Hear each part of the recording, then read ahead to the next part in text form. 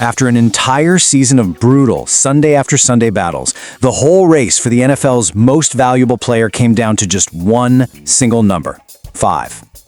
Yeah, you heard that right. Just 5 points. That's what separated the winner from the runner-up in one of the tightest MVP votes we've seen in a long, long time. And a gap that small, well, it didn't just invite a little debate, it basically ignited a firestorm. So let's get into it. Today, we're going to break down all the passionate arguments that just erupted the second those trophies were handed out at the NFL Honors. We're going to tackle the MVP controversy head-on and even get into what it really means to be a Hall of Famer. And the winner was Matthew Stafford. After just a monster season with the Rams, he took home his first ever MVP trophy. I mean, look at this. He led the entire league in passing yards and touchdowns. And he made a little history too, becoming the oldest player to ever win his first MVP award. It's really a testament to a long, and let's be honest, often underrated career. And he accepted the award with his daughters right there on stage with him, and he delivered this fiery, really emotional promise for the future. You could just feel the raw passion. He's not planning on this being a one-and-done kind of thing. But even with that incredible moment, the debate kicked off almost immediately. That 5-point margin, it left the door wide open for the big question. Okay, despite the celebration, did the voters actually get it right? All right, so let's start with the case for Stafford. And the argument here is pretty simple. He put up those league-leading numbers while playing in what a lot of people thought was the toughest division in the NFL, the NFC West. And just look at what he did against the huge division rival, the Seattle Seahawks. In 3 games against them, he was absolutely surgical. We're talking almost 1,000 yards through the air, 8 touchdowns, and maybe most importantly, 0 interceptions. That right there, that's MVP-level dominance when it mattered most. But, and this is a big but, here's where the whole argument takes a really sharp turn. What happens when you strip away the different schedules and you just look at how Stafford and the runner-up, Drake Maye, did against the exact same teams? This is where the case for Drake Maye really starts.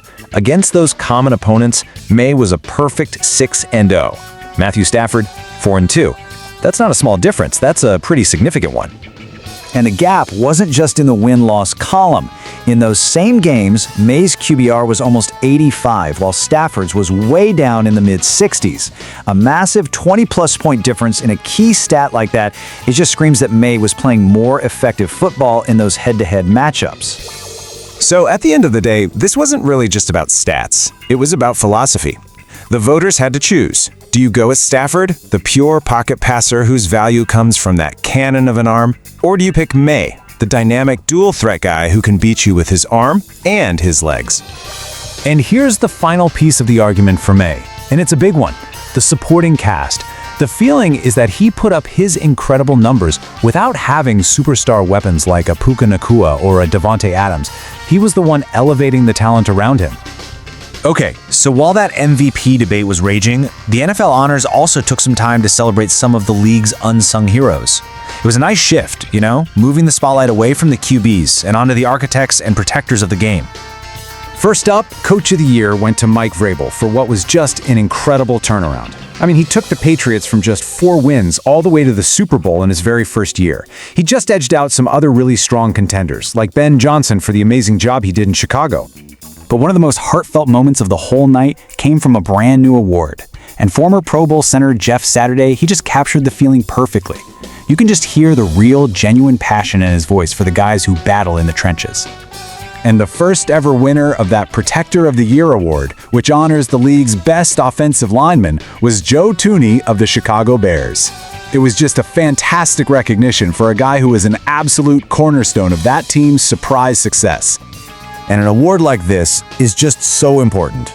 It finally gives major recognition to the players who do all the dirty work, far away from the spotlight. It was actually championed by former players who knew this gap needed to be filled. And it really just celebrates the very foundation of any good offense. And this whole theme of defining value, it leads us to our final debate of the night, one that kind of echoes the MVP argument, but on a much, much bigger scale. The Hall of Fame selections.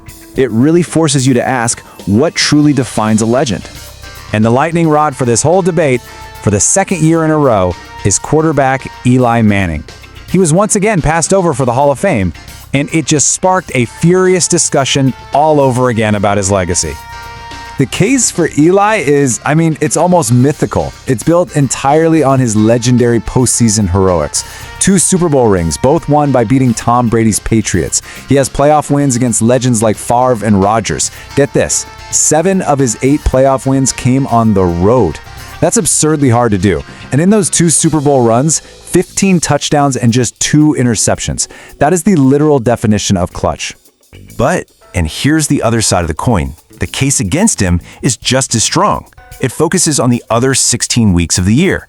He retired with a career .500 record. His teams were just wildly inconsistent. One year they're great, the next they're plain bad. A lot of people argue he was never really a true top 5 QB in his era, and he missed the playoffs more often than he made them. And this might be the most stunning stat of all.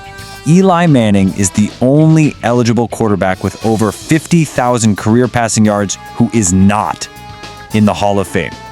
Every other one is in. He is a complete statistical outlier. So it really all boils down to this fundamental question, right? Is the Hall of Fame for sustained year-in, year-out greatness like his contemporary Drew Brees, or is it for the players who, no matter what their regular season resume looks like, delivered those iconic, unforgettable performances when the lights were the absolute brightest? In the end, it's the same basic question, whether you're talking about one season or an entire career.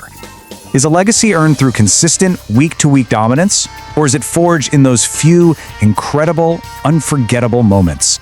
The debate is going to rage on, and it leaves all of us to wonder, what really is the true measure of greatness?